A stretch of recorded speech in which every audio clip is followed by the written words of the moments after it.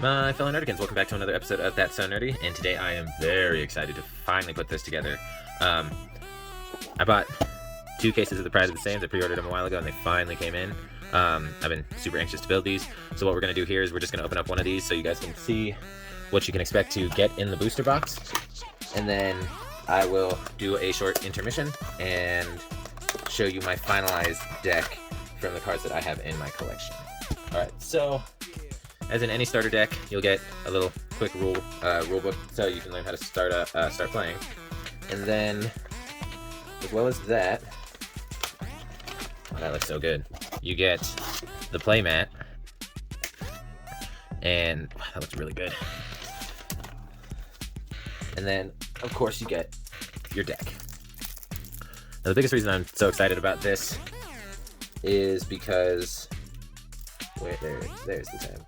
Is because anybody who's watched any of my other videos may know that Vegeta is my favorite character, and he hasn't really had a super powerful leader. So I'm not going to go over what all these cards do. I'm just going to go over what they are, and then we'll go over what the cards do when I do the deck profile.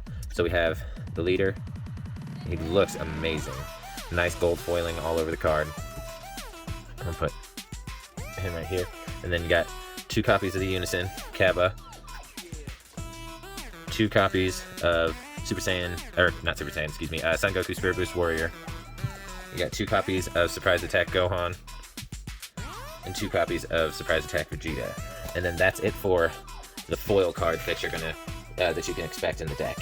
And then it comes with 2 copies of Saiyan Kaba, 2 Kaba's Awakenings, 2 Unending Awakenings, 2 Intensifying Power Trunks, 2 After Image Techniques, 2 Support Attack Trunks, 2 Bulma from the Sidelines, 2 Transcendent Strikes, 2 Is That All You Got, 2 Android 18 Steadfast Technique, 2 Yamcha Merciless Barrage, I'm really excited about that one, 2 Son Goku Saiyan Youth, 2 Vegeta Saiyan Youth, 2 Super Saiyan Son Goku Skillless, oh, it looks like we got 4 TN Universe 7 Challenger, 2 Strategies of Universe 7, 2 Infinite Energy Android 18s, 2 Niagara Drops, 2 Piccolo Namekian Fortifications, and 2 Master Roshis.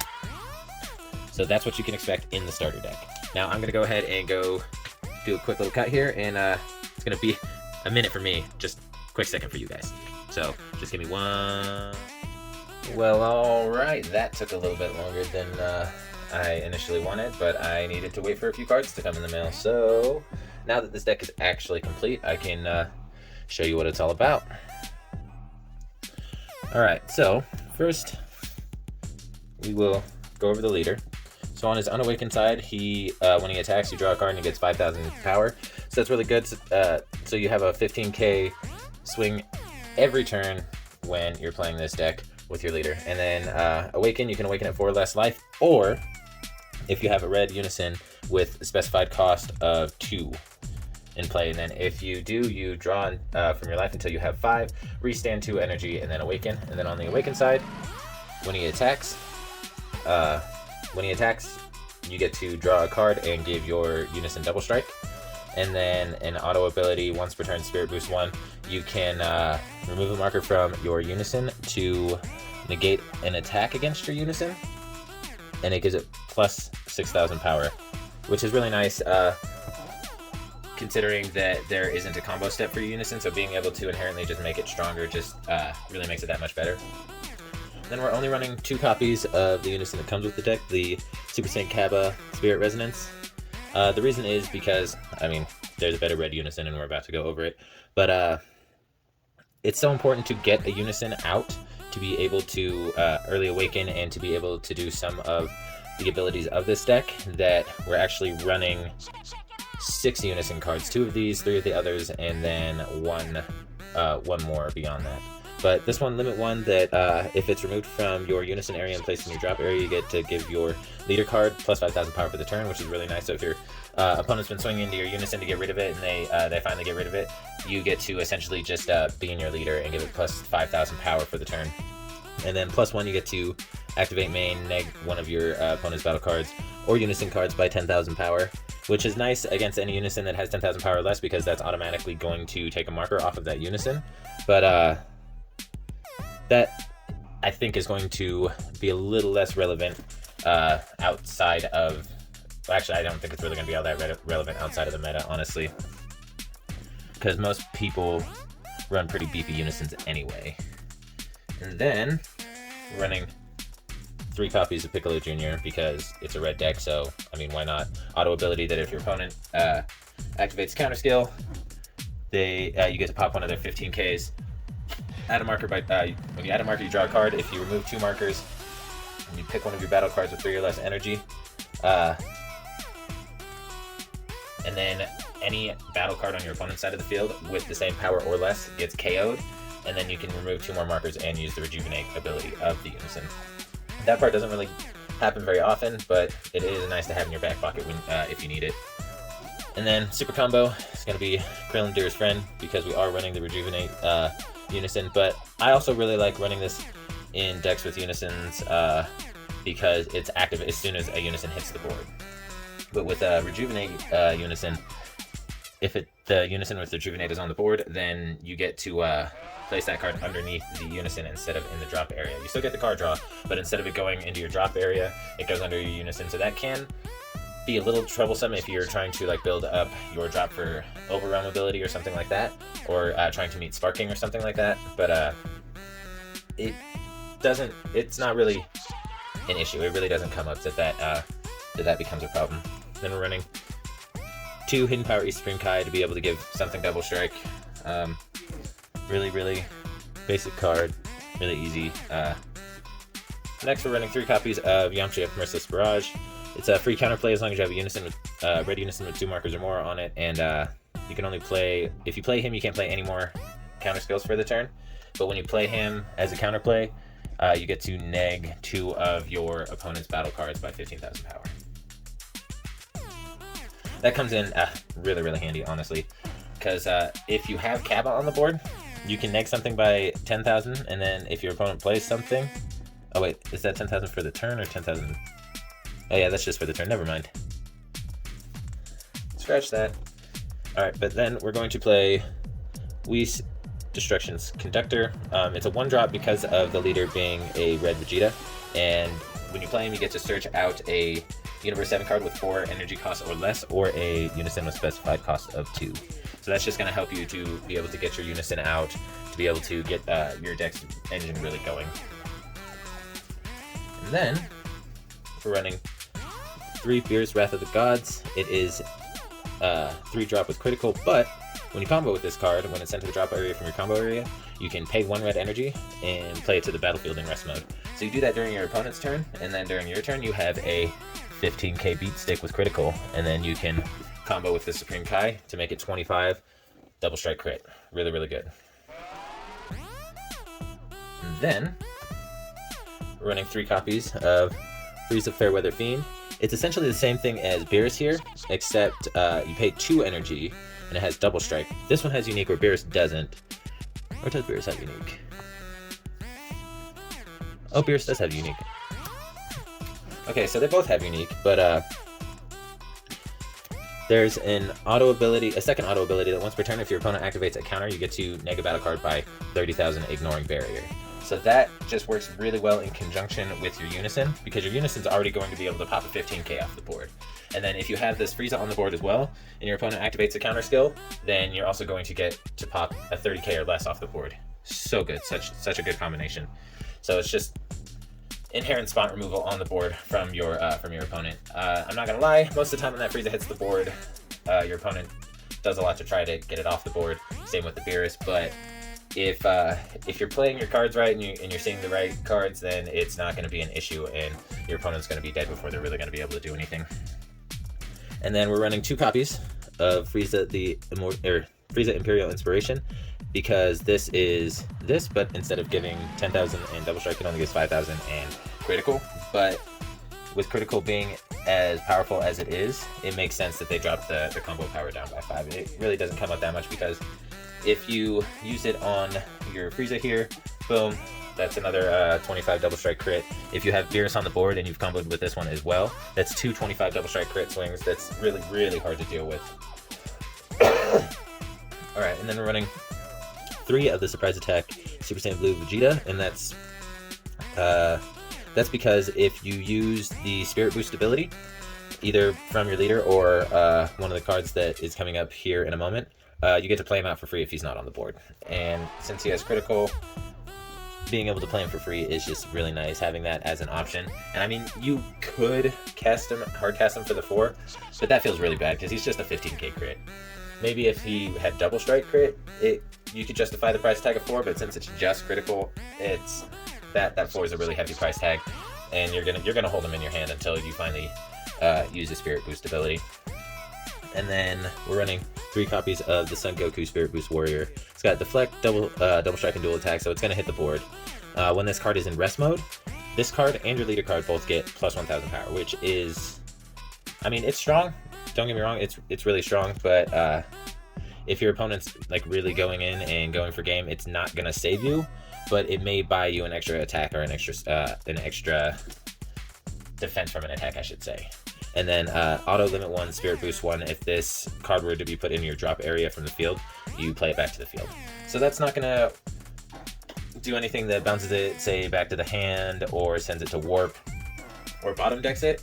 It doesn't have any protection against that, but since it does have protection from going to the drop area from the battle area, that is really nice. And if you don't have the Vegeta on your board, you can he gets sent to your drop area, Spirit Boost, play out the Vegeta if he's in your hand, and then you have another swing there. And since he has double strike and dual attack, it's another candidate for the Frieza for being able to go in for a real heavy double strike crit swing, because when he's in rest mode, he gets an additional 1000. So with the Frieza on top, that makes him a 26k.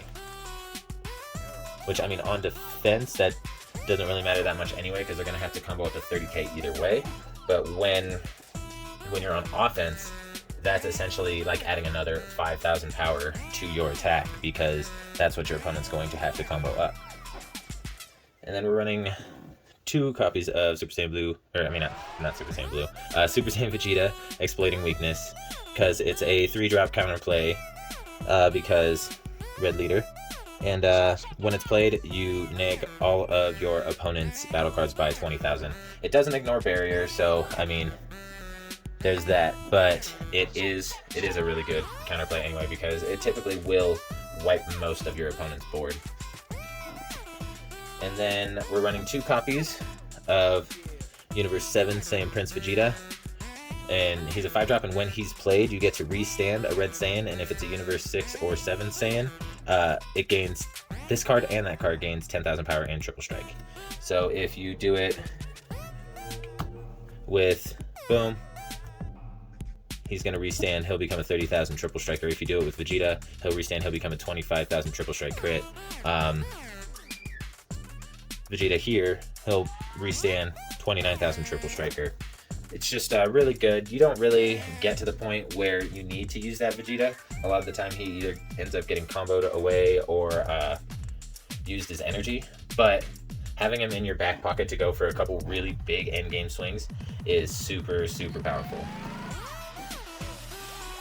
Alright, and then this last battle card is just something that I've thrown in to just kind of maybe have a real like last ditch effort, really need be, if it came down to it. I've never really had to use him. I've tried him in a bunch of other decks.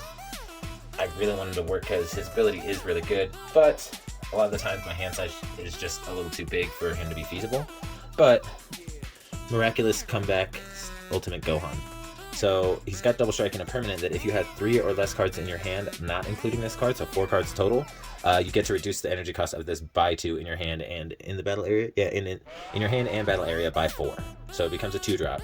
And then when this card KOs one of your opponent's battle cards, they lose 2 life. They crit 2 life. So it's just a way to go in. Say your opponent has, they feel confident because they have a blocker on the board and they have enough counters to get through, say, your attack with Vegeta, your attacks with the Gokus, any attack that you've gone throughout the turn, trying to get him down, he's used all his counters, he still has a blocker on the board, and you only have 4 cards in your hand, one of them being Gohan. If you have the energy, tap it down, boom, play out the Gohan, swing in for one more 25k double strike swing, and if your opponent doesn't have any more counters, and they're relying on that blocker to protect their life, it's not going to help, because if they activate blocker and they don't have the power to combo up to save that blocker from dying, they die anyway. So it's just a little something to try and be sneaky. I've never really been able to pull it off. but if I ever do get the chance, I'll be really happy about it, because his ability is really good, but letting yourself get down that low in your hand size does not feel good. Alright, and then we're running 4 copies of Strategies of Universe 7. I'm actually thinking about cutting this down by 1 and just running 3, and maybe putting something else in, maybe putting in a 4th copy of Vegeta, or maybe a 4th Yamcha, because there's only a total of 5 Saiyans and 12 cards in the whole deck that this actually hits. But when it does hit, it's really good for you to be able to just get your cards out there and then just protect your Saiyans out there and just protect them. And then for our counterattack package, we're running 3 After Image Technique, because it's a sparking negate, so having access to that, or it doesn't negate, I shouldn't say it's a negate, it's a sparking counterattack that gives your leader plus 40,000 for the battle, and then you get to neg an opponent's battle card by 10,000 power for the turn. So say your opponent played out a card and you counterplayed with Vegeta, and then it wiped most of their board. Let's say it wiped all but 3 of their cards off the board, and then you play out a Yamcha and you're able to wipe out 2 more of them, and then your opponent's swinging in because they see that you don't have any energy up, but you still have the life to pay for it, so you'll activate the sparking on After Image Technique to neg their last battle card for another 10,000, and hopefully that's enough to just completely wipe their board. Normally this will be enough to wipe their board, but I mean, unless cards have barrier. But yeah, normally that Vegeta will do some pretty decent damage to a lot of decks. And then our second counterattack is going to be, is that all you got? This one costs 1, and if you pitch a card from your hand, when you play it, you get to neg 2 of your opponent's battle cards by 15,000 power. So if you play out the Yamcha, and you also get one of these off, that's 30,000 power from 2 battle cards, which typically will pop anything off the board. Really, really good. And then the last of our counters is Testing the Opposition. Honestly, I think this block of counters is probably one of the best, because once you get down to 5 life, you can take a life to play it out, and when you play it out, it also plays out a token that gets blocker for the turn. And then the Testing the Opposition, this one here, and then the Homicidal Clones for green are the best out of the block, in my opinion, because they're the only ones that have combo power. The Frieza's Army Reinforcements and the Chilled's Army Reinforcements do not have combo power. So if you're not able to use their blocker, they just become dead on the board, and it doesn't really feel good. I mean, they're not dead, they are a 10k body, whereas this is only a 5k body, but it has combo power, so you can still combo with it, and I just feel like that's better. And then the SCR is the 6th unison that I spoke of, and it's SS3 Gohanks. If you weren't able to wipe the board with Vegeta here, then you're definitely able to do it with Gohanks, because he ignores barrier. You play this out turn 5 if you have him in your hand, and then it's essentially going to wipe your board, your opponent's board, and then you're also going to be able to remove 4 markers to give it double strike? Triple strike, 15,000 in triple strike, so it becomes a 40k triple striker with dual attack, and it also has blocker. And it does have the ability to add markers by negging your opponent's battle cards by one of your opponent's battle cards by 25,000 power when it attacks. So it's like a counter attack marker ability. Really, really strong. So that's the deck list. If you like what you saw, go ahead and do all that YouTube stuff with the clickables down below, and just let me know what you thought, and if you have any critiques and suggestions about what I could do with the deck. I really, really like how it's built now, but I'm always open to suggestions, so just go ahead and let me know, and stay nerdy.